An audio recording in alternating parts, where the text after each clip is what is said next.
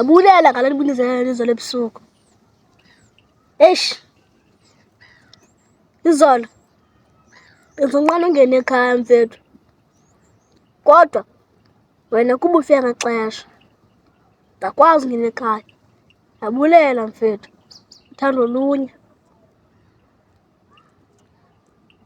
Ayisubulela fethu. Umsebenzi wami lo. Emhlabeni yanzelekile sincedene. Oh, before ndilibale. Fethu.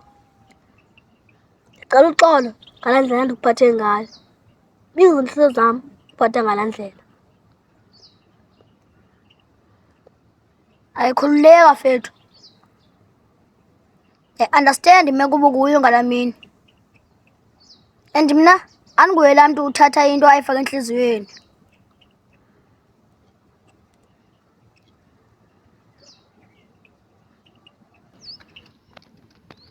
Okugqibela, ndicela uxolisa laa tshomi yakho. Mna andingumntu othanda ubetha abantu. Qha bendikhontrolwe ngumsila. Andisibone isidingo sokuba uxolise mna mfethu. Itshomi yam ngumntu nje wentlekisa. Ayidiserva laa nto umenze yona. Akakwazi ukuvele afika kuqala kodwa yakubona uba unomsindo. Yane, loo nto unentliziyo entle. Uqonda uba uandastenda nakumndeni, umntu anga-astendiyo nje. Unentliziyo entle mfowethu. And banqabile abantu abafana nawe apha endaweni. Nam mfethu, intliziyo entle andizikhethelanga. Qha indlela endifundiswe ngayo ekhaya. Ukuba abanye abantu ndibaphathe ngendlela elungileyo. But khawutsho fethu, wawutheni ngalaa mini ukuze ndikufumane nomsindo? Thetha nam fethu. Okay. Ungaxeleli nzulu ngale nto. Andikwenzele lula. Into eyi-one. Ndinengxaki ekhaya ezilalini. Okwesibini, iitshomi zam zindifihlele iimfihlo ekumele uba azindifihlelanga zona. Loo nto ke indenza umsindo kakhulu.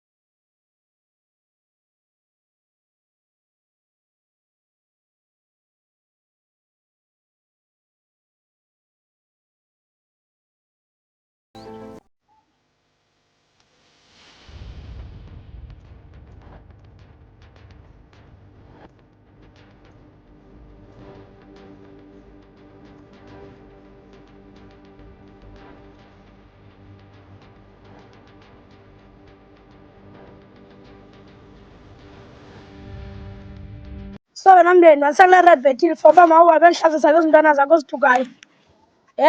Odukayo? Bani odukayo phaa? Sukuthi enyukayo. Wasingathi ayazi ngolaa ntwana yakho inespeksi ezinkulu. Kathi ndenzisa ngalaa mini ebusuku laa ntwana. Ufanile, andazi into mna ngumntu odukayo mna. Uba ubundimamele qha wena sahamba phaa, ngangayibonanga le nto uyibonileyo. Noba nina makude nalapha ethandweni, noba ndicanazi nina nemiposo nina. And futhi noba laa nto beniyisetapile nina.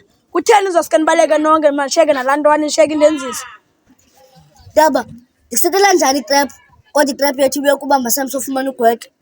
Indaba le nto ithetha iyicingisisa phofu okanye ithetha nje kuba ubusoyika. Ndeni, ebundenza isibhanqa sakho ne? Itrephu yakwazi uba phezu kwenye itrephu. And futhi laa ntwana khande yothukena kakhulu le. Yayivele yaduka ithi gqa emveni kwam. Yaphinda yaduka ithi gqa phambi kwam. Yaqonda uba ayisuka le ntwana investela ixesha lena. Mandichuni goduke.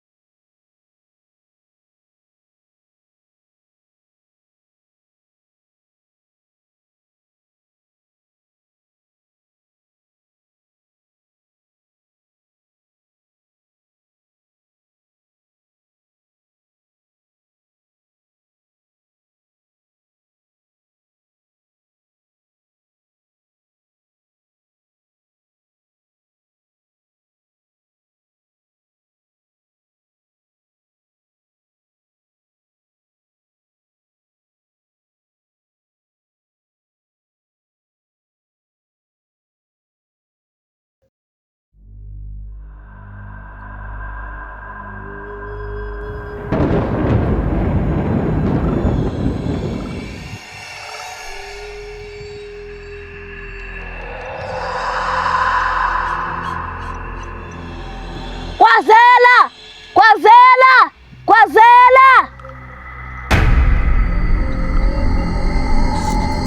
Ungabheka-bheki!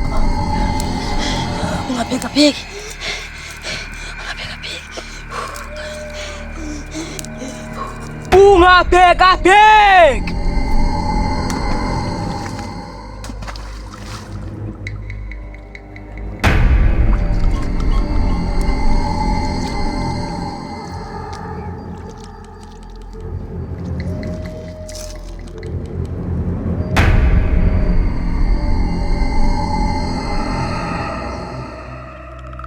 Sporom, ungajika. Ndifikile ngoku mfowethu.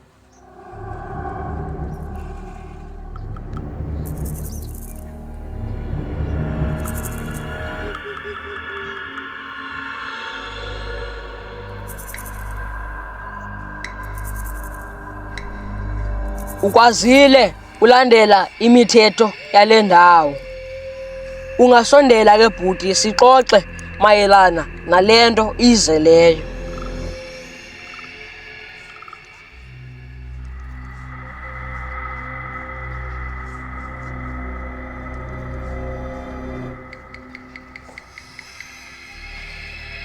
Ndiyathemba ke mfo ukuba awuyikanga kakhulu kuba baninzi abantu abangazange bazimela izinto zale ndawo. Kwaye wena mfo uzibonakalisile ukuba uyinkwenkwe eligorha. Hayi mfo, into zalapha ndaqala gqibelisa uzapha. Into ndizivile apha zinenza ndingafuni uphinde ndize apha. Wena mfo uqathwa nje ingqondo yakho ngoba yona intliziyo yakho intliziyo yegorha. Kodwa mfo asikho lapho, asitshone emxholweni wale nto izele apha.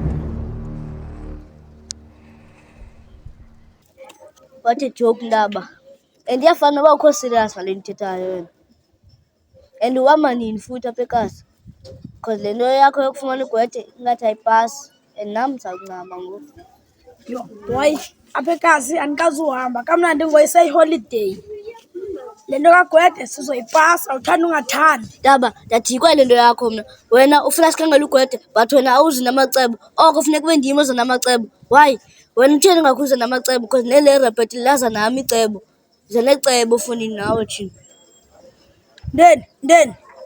Sicafa uba le uyenza for free. Sulibala lo ubuyenza imali. And boy, uzayenza ngenkani le nto. If uyaxaba uzayenza for free. Ndaba uthetha ngemali ngo. Okay, kodwa wena uthi uzonika i-R10 andavumelana nawe. Ngoku uba wena ufuna nenze clean le job yakho without wena nike i-150 straight. Oh, wena Ndeni, ukhona ufuna uyenza ngoku le nto wedwa. Kodwa nathi ndinikile i-clean chance ngwena laa ntwana uhleli nayo phaa ngalaa mini. Uba nimkhelele ukutya ndimfumane. Wathi wena wohluleka yiloo nto. Ngoku ndithatha isigqibo sam. Ugwetye samkhelela soyi-2, finish and clear. Uba ndifuni ngoku naba uzundenza ntoni? Because awuna-right yondibetha. Ekugqibeleni nam ndaxelela zininzi into endifuna uzenza elifini yam mna ngaphandle kwale way yam. Ndeni, yale nto usandoyithetha ingene ngapha phuma ngapha. And irayithi zantoni? Irayithi zokunuka. Because nam ndinayo irayithi uba simkhangele ugwetye simfumane. And ngomso siyadibana but our next plan. Sham. Ndaba andizi uzodibana wedwa. Ipawuzi boy, sama nakulanda phaa kowenu.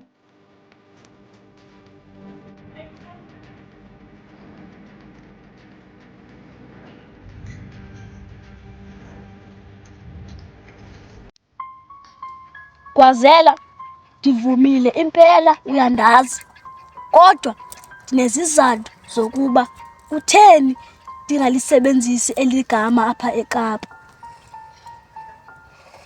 Mfokabawo, izizathu ndizibona apha ebusweni. Wena mfokabawo, isizathu sokuba eligama ungalisebenzisi apha eKapa kuba uyaligxeka. Kwazela yandaqala nenzekela le nto bomi bam. Kwaye ke ndiyava nje kuthiwa ubana apha kukho abantu bemimoya, amaxhwele, amagqirha. Kodwa yandaqala nenzekela le nto. And kwale nto ithethayo yinyani. Kaloku uluninzi lwenu lukholwa ngobona, ningooTomasi, kwaye ke ubonile sekunjalo. Mna ndicebisa ukuba eli gama lakho lisebenzise ngoku kuba liza kuchaphazela ekuhambeni kobomi.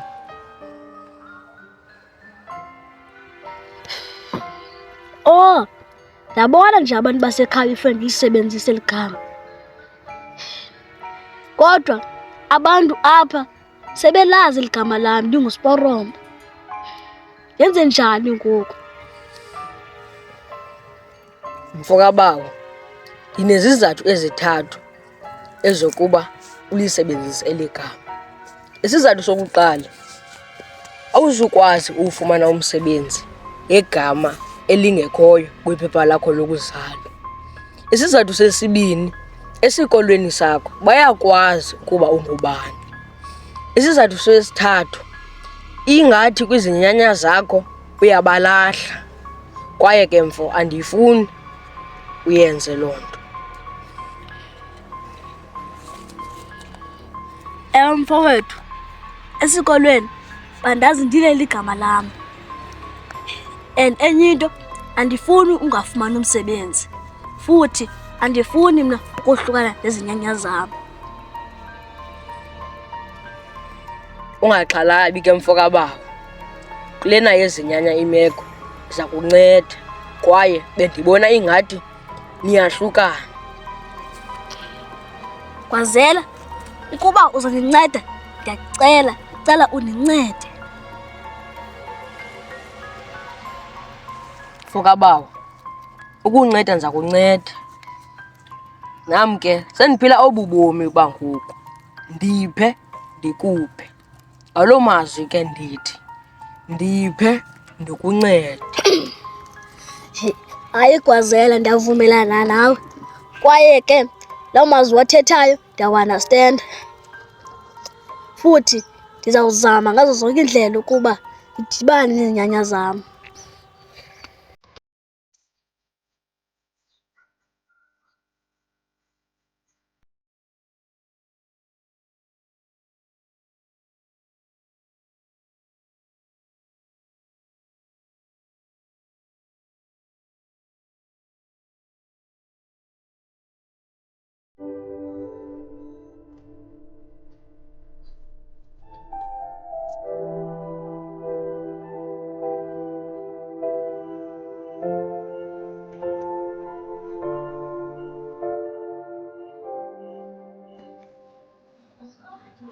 Then, khawumbona uJonga ngoba kudala ekhangela endlini. Then ndithetha nawe uyafuna uJonga endlini. Khandimbone mfethu. Yinto ubuhlila kuyithetha le.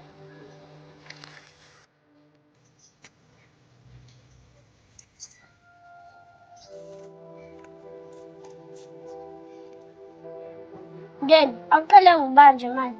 Utheni namhlanje? Akhani, jilo nje bandimazi uJonga. So ngumkhwela kwenye indawo. Then masimya kuJonga ndibuza wena utheni? Subuza into ekhoyo. Wena ubona kutheni wena? Khawuhambe uyokhangela umntu wakowenu. Yokuba ubhizi nawe. Then andizukucela ngathi uyintombazana. Thetha le nto ndifuna ukunceda. Akhani sumtesele yazi. Sumgezele. Ndikugezela ntoni? Ndikugezela ntoni? Yitsho uba ufuna uncedo lam qha. Okay ke akhani fena nditsho andilidingi uncedo lwakho. Mfo kabawo, ingathi ngoku ngewuthatha indlela yakho yokugoduka, ngoba ubumnyama bakule ndawo angeke ubumele. Sawuphinde ke sidibane kule ndawo xa unayo laa nto siyithetha ngayo yentsetyenzo. Gwazela, xa ndiphinda ndibuya ndiza kwenza le nto bendiyenzile okanye? Ewe mfo kabawo, ngumthetho walapha kule ndawo. Mntu nomntu ofika apha kule ndawo wenza njalo. Kodwa ke kuba wena sewenzile, ugqibile. Gwazela, ingathi kuzoba mnandi usebenzisana nawe. Kwaye ke undinika uncumo. Kodwa cela ubuza into eyi-1. Ingaba xa ndifika phana kwa-Akhaya noChris ndiye ngoNdlame okanye ndifike ngokuthula. Ndiyawuva umoya. Mfokabawo, njengoba ndandixelele ukuba abayana abangabongo oogxa bakho bomgunyathi, fika phana ngokuthula. Ukuba wena phana ufike ngodlame, uzabothusa bayeke ukuba ngoogxa bakho. Hayi, ndiza ngokuthula ngoba nowakhe ebethethe into efanayo. Iba yindlela, Sibhoromo. Kwaye ke ezinye izinto zomhlaba andizenzi.